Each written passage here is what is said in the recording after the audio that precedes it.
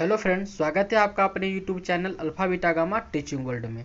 मैं हूं संजीत और आज हम लोग पढ़ेंगे डिप प्रत्यय के बारे में और साथ ही साथ ये भी जानेंगे कि डिप प्रत्यय का प्रयोग कहां कहां किया जाता है। तो चलिए समय को बिना गवाए हुए वीडियो को स्टार्ट करते हैं। चलिए आज हम लोग पढ़ते हैं डिप प्रत्यय के बारे में और जानेंगे कि डिप प्रत्यय का प्रयोग कहां कहां किया जाता है। नोट में याद रखना है कि डिप प्रत्यय के प्रयोग से बने शब्द के अंत में दीर्घई बचता है, यानी कि डिप प्रत्यय का जब हम लोग प्रयोग करते हैं तो इसके प्रयोग से बने शब्द के अंत में क्या बचेगा, दीर्घई बचेगा। और सामान्यतः याद रखना है कि डिप प्रत्यय जो है यह एक स्त्री प्रत्यय का भेद है, ठीक है। और स्त्री प्रत्यय का कार्य क्या होता है, वो पुल्लिंग शब्दों के साथ जुड़कर स्त्रीलिंग बनाता है, ठीक है। यानी कि पुल्लिंग शब्दों के साथ कोई भी स्त्री प्रत्यय को जब हम जोड़ते हैं तो उसको क्या कर देता है, स्त्रीलिंग बना देता है। तो चलिए पहला प्रयोग हम लोग डिप प्रत्यय का जानते हैं। पहला प्रयोग में कह रहा है कि रिकारांत शब्दों के साथ डिप प्रत्यय का प्रयोग करते हैं, यानी कि रिकारांत शब्दों के साथ हम लोग डिप प्रत्यय का प्रयोग करते हैं। तो इसके बारे में जान लेते हैं। जैसे यथा में देखिए गंत्री, तो गंत्री के साथ जब हम लोग डिप प्रत्यय जोड़ते हैं तो ये हो जाता है गंत्री, यानी कि गंत्री में जब डिप जोड़ते हैं तो डिप प्रत्यय के प्रयोग से बने शब्द के अंत में क्या बचता है, दीर्घई बचता है। क्या बचता है, दीर्घई बचता है। और जब दीर्घई जब त्रि के साथ मिलता है, त्रि के साथ, तो वह त्रि बन जाता है। क्या बन जाता है, त्रि बन जाता है ना। इसीलिए गंत्री में जब डिप प्रत्यय जोड़ते हैं तो गंत्री हो जाता है। और हंत्री में जब डिप प्रत्यय जोड़ देंगे तो क्या बनेगा, हंत्री। और घात्री के साथ जब डिप प्रत्यय का प्रयोग करेंगे तो धात्री, धात्री हो जाता है ना, त्रि बन जाता है। दीर्घई जब त्रि के साथ जुड़ता है, दीर्घई जब त्रि के साथ जुड़ता है तो क्या बन जाता है, त्र दीर्घिकार त्रि बन जाता है, ठीक है, याद रखना है। उसके बाद है कर्त्री, तो कर्त्री के साथ जब हम लोग डिप प्रत्यय का प्रयोग करेंगे तो कर्त्री हो जाएगा, कर्त्री, ठीक है, याद रखना है। और आइए दूसरा प्रयोग हम लोग जानते हैं नकारांत शब्दों के साथ, यानी कि नकारांत शब्दों के साथ भी हम लोग कौन प्रत्यय का प्रयोग करते हैं, तो डिप प्रत्यय का प्रयोग करते हैं। तो देखिए यहाँ तपस्विन, तपस्विन में लास्ट में क्या है, नो है।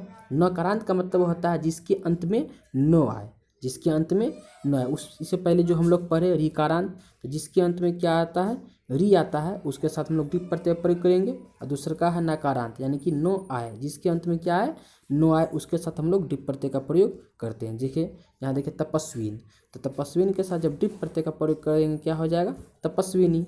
मायावीन के साथ जब डिप प्रत्यय का प्रयोग करेंगे तो मायाविनी। यशस्विनी, यशस्वीन है ना, यशस्वीन के साथ जब हम लोग डिप प्रत्यय का प्रयोग करेंगे तो क्या हो जाएगा, ये यशस्विनी हो जाएगा। मानिन के साथ जब डिप प्रत्यय का प्रयोग करेंगे तो मानिनी, यानी कि नकारांत शब्दों के साथ हम लोग डिप प्रत्यय का प्रयोग किए तो पुल्लिंग को क्या किया, वह स्त्रीलिंग बना दिया, ठीक है। ये सब बड़ा पुल्लिंग है और ये सब डिप प्रत्यय का प्रयोग करके इसको क्या किया, स्त्रीलिंग बना दिया गया। चलिए अब तीसरा प्रयोग हम लोग देखते हैं डिप प्रत्यय का। तो डिप प्रत्यय का तीसरा प्रयोग है होता है तकारांत शब्दों के साथ, यानी कि जिसके अंत में तो आए। तकारांत किसको कहते हैं, जिसके अंत में तो आए। तो तकारांत शब्दों के साथ हम लोग किस प्रत्यय का प्रयोग करते हैं, डिप प्रत्यय का प्रयोग करते हैं। जैसे देखिए एग्जाम्पल में श्रीमत, तो श्रीमत में क्या है, लास्ट में तो है, तो इसको हम लोग तकारांत शब्द कहते हैं। तो तकारांत शब्द के साथ हम लोग डिप प्रत्यय का प्रयोग करेंगे तो श्रीमत, तो श्रीमत के साथ जब हम लोग डिप प्रत्यय का प्रयोग करेंगे तो क्या बनेगा, श्रीमती। बुद्धिमत के साथ जब डिप प्रत्यय का प्रयोग करेंगे तो बुद्धिमती। पुत्रवत्र है ना, तो उसके साथ जब डिप प्रत्यय का प्रयोग करेंगे तो क्या हो जाएगा, ये पुत्रवती हो जाएगा, ठीक है। आइए डिप प्रत्यय का चौथा प्रयोग हम लोग पढ़ते हैं। डिप प्रत्यय का चौथा प्रयोग हम लोग सकारांत शब्दों के साथ करते हैं। किसके साथ करते हैं, सकारांत, सकारांत शब्दों के साथ डिप प्रत्यय का प्रयोग करते हैं। जैसे श्रेयस, श्रेयस के साथ जब हम लोग डिप जोड़ते हैं तो श्रेयसी क्या हो जाता है, श्रेयसी। विद्वस के साथ जब हम लोग डिप प्रत्यय जोड़ते हैं तो क्या हो जाता है, विदुषी। और प्रेयस के साथ जब हम लोग डिप प्रत्यय जोड़ते हैं तो क्या हो जाता है, प्रेयसी हो जाता है, ठीक है। यानी कि ये सब के साथ हम लोग सकारांत शब्दों के साथ हम लोग डिप प्रत्यय का प्रयोग करेंगे तो श्रेयसी हो गया, ठीक है। श्रेयसी, विद्वसी और प्रेयसी। चलिए अगला प्रयोग हम लोग डिप प्रत्यय का पढ़ते हैं। डिप प्रत्यय का पांचवा प्रयोग वृद्धावस्था है ना।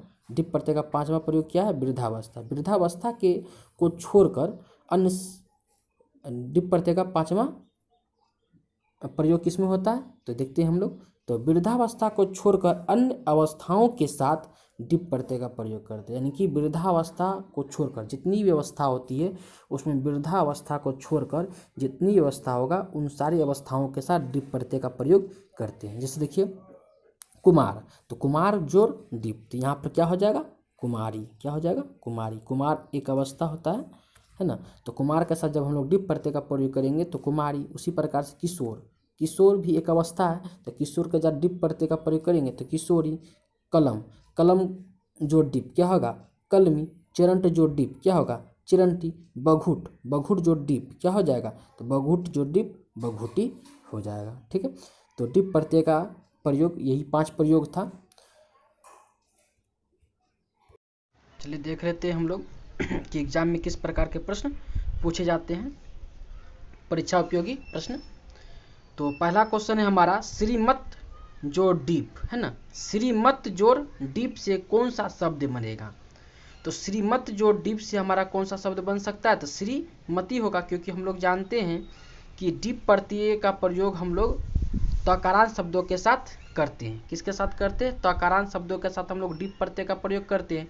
और जब डीप प्रत्यय का प्रयोग करते हैं तो डीप प्रत्यय का प्रयोग से बने शब्द के अंत में दीर्घ ही बचता है, इसलिए श्रीमत जोड़ डीप क्या हो जाएगा, श्रीमती हो जाएगा। यही हमारा आंसर हो जाएगा श्रीमती। तो हमारा ऑप्शन करेक्ट आंसर क्या होगा, श्रीमती होगा।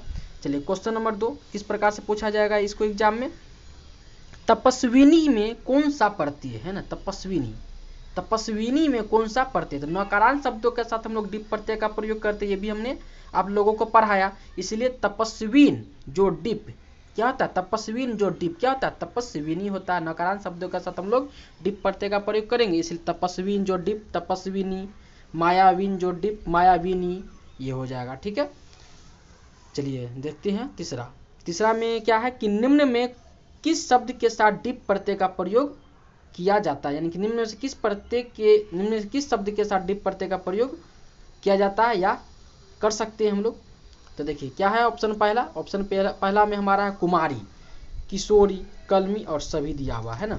तो हम लोग जानते हैं कि वृद्धावस्था को छोड़कर अन्य सभी अवस्थाओं के साथ हम लोग किस प्रत्यय का प्रयोग करते हैं, डीप प्रत्यय का प्रयोग करते हैं। वृद्धावस्था को छोड़कर अन्य सभी अवस्था, जैसे किशोर अवस्था, कुमार अवस्था, कलम अवस्था, चिरंट अवस्था, बघुट अवस्था, ये सब क्या है, ये अवस्था है। सिर्फ वृद्धावस्था को छोड़कर जितनी सारी अवस्थाएं होती है मनुष्य की, वो सारे के साथ हम लोग किस प्रत्यय का प्रयोग करते हैं, डीप प्रत्यय का प्रयोग। इसलिए कुमार एक अवस्था, तो कुमार के साथ डीप जोड़ेंगे तो कुमारी।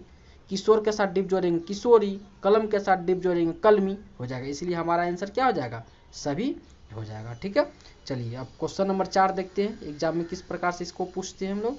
क्या कह रहा कि हंत्री, हंत्री जोड़ डीप से कौन सा शब्द बनेगा।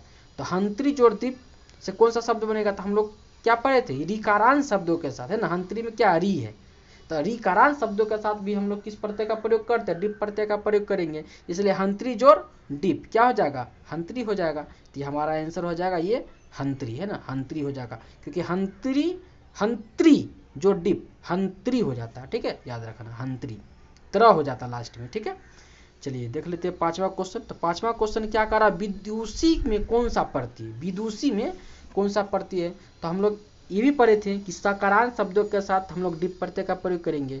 इसलिए विद्वस जोड़ डीप क्या होता है, विदुषी। प्रेयस जोड़ डीप क्या होता है, प्रेयसी हो जाता है। ठीक है, उसी प्रकार से विद्वस जोड़ डीप क्या हो जाएगा, विदुषी हो जाएगा। यानी कि इसमें कौन सा प्रत्यय है, तो इसमें डीप प्रत्यय है। या इस तरह से क्वेश्चन पूछा जा सकता है आप लोगों के एग्जाम में कि विदुषी का प्राकृतिक प्रत्यय क्या है, विदुषी का प्राकृतिक प्रत्यय क्या था। हम लोग क्या वहां पर मारेंगे, विद्वस जोड़ डीप मारेंगे। ऑप्शन में दिया रहेगा विद्वस जोड़ डीप, विद्वस जोड़ चाप, विद्वस जोड़ डिस, ये दिया रहेगा। तो उस स्थिति में हम लोग क्या करेंगे, विद्वस जोड़ डीप मारेंगे।